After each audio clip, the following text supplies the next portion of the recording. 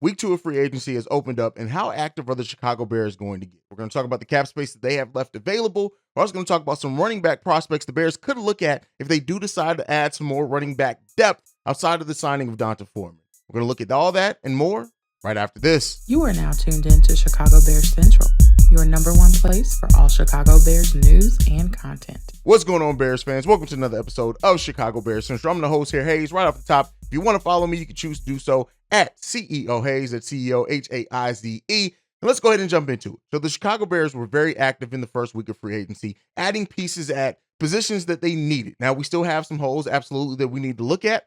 And before adding and looking at that, the Chicago Bears right now sit at about $39 million left in cap space, and could be a little bit less than that depending on exactly how the contracts of Billings and Foreman work out. But that's where the Bears sit. They still sit well above the next two teams below them, with the Atlanta Falcons with $26 million and the Green Bay Packers with $24.16 million. So the Bears still have a lot of free agency capital left to go after if they do want to bring in free agents. The biggest question is, what free agents could the Bears target, right? And that remains to be seen. There are some out there that could interest the Bears. Yannick still is somebody who is still kind of reported as the Bears having interest there. And I think that would kind of inform what the Bears are planning to do in the draft. But, that remains to be seen. But the Bears do have that flexibility to add. We are not over yet. We haven't even reached the point where we need to start, being selective. Well, they're going to be selective in the deals that they give anyway. But if the Bears see a player that they want, that they just think is going to help this team go on that playing push,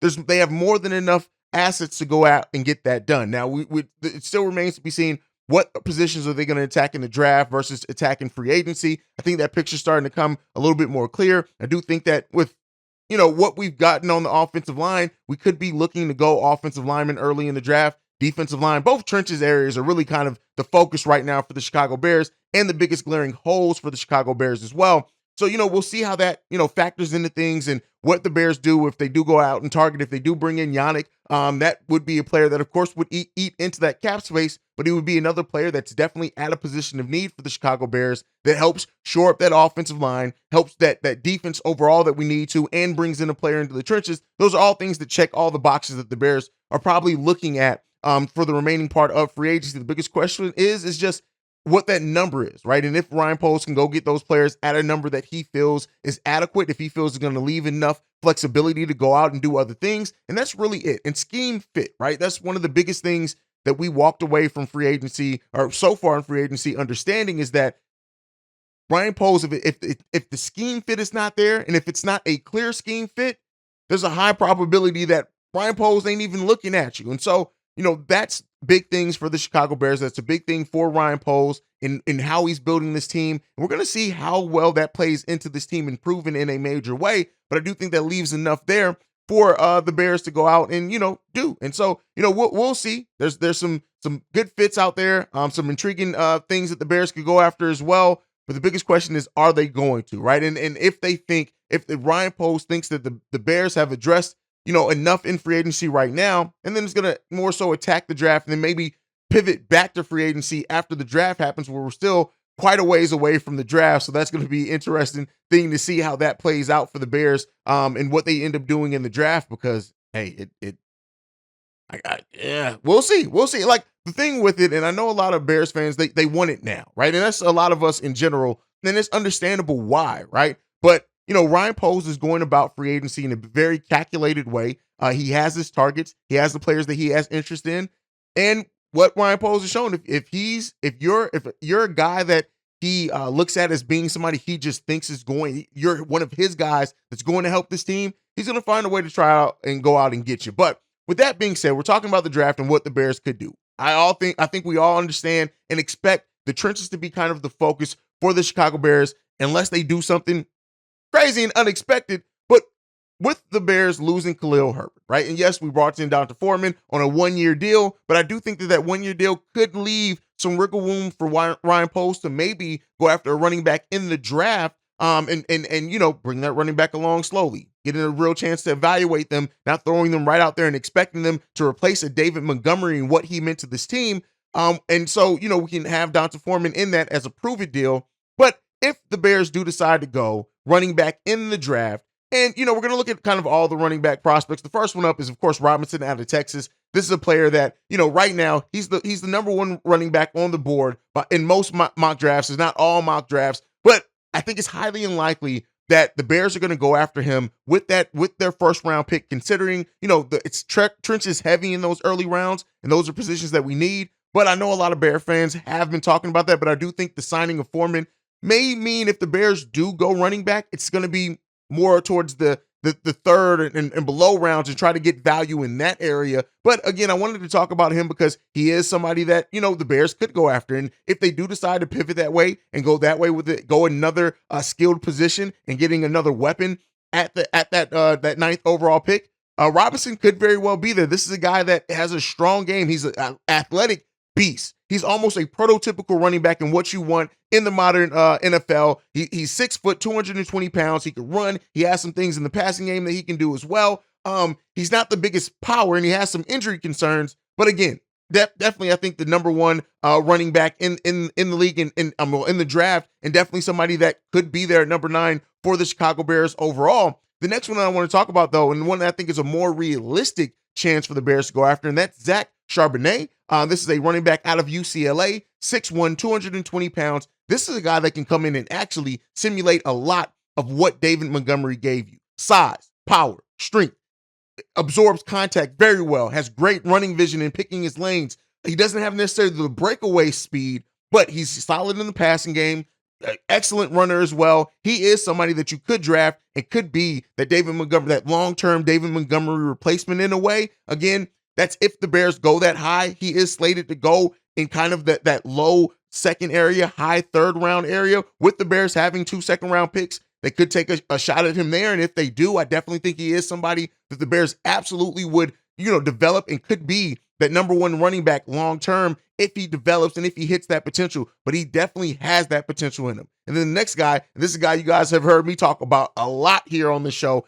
Senior Bowl, I was very impressed by Tyjae Spears. At running back out of Tulane, 5'10", 190 pounds. This guy, speed, quick, agile. He does not give up on plays. He's going to get and break some tackles and get some extra yards for you. Great vision, holds onto the ball, doesn't fumble too much. He has great balance as well. He's kind of a more leaner running back, so maybe some of the concerns there over durability at the NFL level. But again, he's somebody that I look at and I say, if the Bears do get him, and especially because he can go late third, early fourth in a lot of these mock draft projections, if you can get a talent like that at that level, and bring him in, we got Khalil Herbert in the 5th round. We got David Montgomery in the 3rd round. So Tyjae Spears kind of fits that mold, and I do think that he's a player that absolutely can be a scheme fit as well, that we know is highly important for Ryan Poles and how he's building this team. He'd probably be my number one target. Zach Charbonnet is another one as well, who I just talked about. They'll probably be my number 1 and number 2 realistic targets for the Chicago Bears. But another one and another guy that you guys have brought up a lot too, Tank Bigsby. This is a running back out of Auburn, 6 foot, 208 pounds. This guy is a monster. Now, he doesn't necessarily replace what David Montgomery gave you, but he can be used in any scheme. Again, scheme fit is important for Ryan Poles and how he's been on the team. He gets touchdowns. He has the NFL size. You don't have to probably worry about durability with him. He doesn't have necessarily that next gear of speed, but that's fine. He hasn't really got many opportunities to be used in the passing game either. So can't really evaluate him there per se, but he maybe some potential there as well. So, those are kind of the ones that I'm looking at. The Chicago Bears probably taking a look at. There's other ones. Kenny McIntosh is another one that the Bears could take a look at. That's a senior out of Georgia, 6'1", 210 pounds. He's another guy that can go lower in that draft the Bears can get. Again, he's not going to be thrown in and expect to start right away. So in this first year, when we have Foreman, develop him, look at him, use him in some spot times. His height, speed, and weight combination and the strength level is good. He does have a high pass catching ability as well. Not necessarily the greatest blocker either, but again, another one that the Bears could take a look at if they do decide to go running back. Overall, what I want to get across in this is that if the Bears do decide to go young in the running back, there are some good and solid prospects deep in this draft at the running back position that we could go after addressing the defensive line, offensive line in ways that we think that this team will and needs to do. So, those are some things to look at. I do think that there's more than enough running back prospects in here, and the Bears are probably going to select one unless really they look at Treston Ebner still as a project for them and they still think that they can develop. He's a draft pick from last season. I do think that the Bears could go running back later in this draft. You guys can let me know what you think on that. Now, before we go, I want to talk about another former Chicago Bear, and this is Robert Quinn.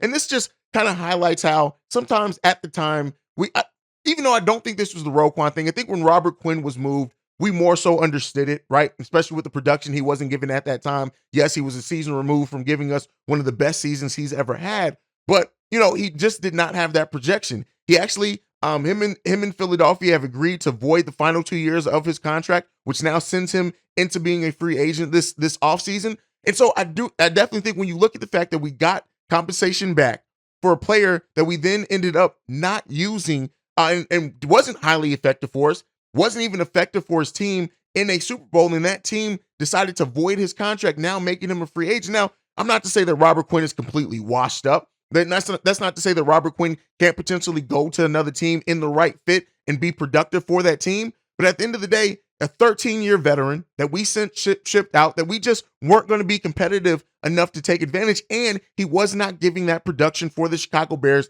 that he had given a season prior. So, Ryan Poles, he continues to make smart decisions. And I know we have some that don't agree with the Roquan trade. Again, I look at it, we now are paying our full linebacking core only $4.5 million more than what we would have paid for just Robert Quinn. That's solid any way that you look at it. And so TJ Edwards, I think, is going to be potentially an X factor on defense for the Chicago Bears. And so Ryan Poles came in with a vision and he's executed that vision and it's seeming to work out. We need to see it work out on the field and translate into wins, but at least, you can look at, and if you try to reframe some of his deals that he made last season and sending veterans away, it seems like at least most of them ended up working out in the Bears. Let's see if it works out in the future and it pays off in the future for the Bears as well. But let me know what you guys think on that one down below as well. That's it. That's my time for today. Thank you so much for listening to Chicago Bears Central. Make sure you're following the show at Chi Bears Central on every social media platform that we're on. You can also send us any feedback, questions, comments, concerns,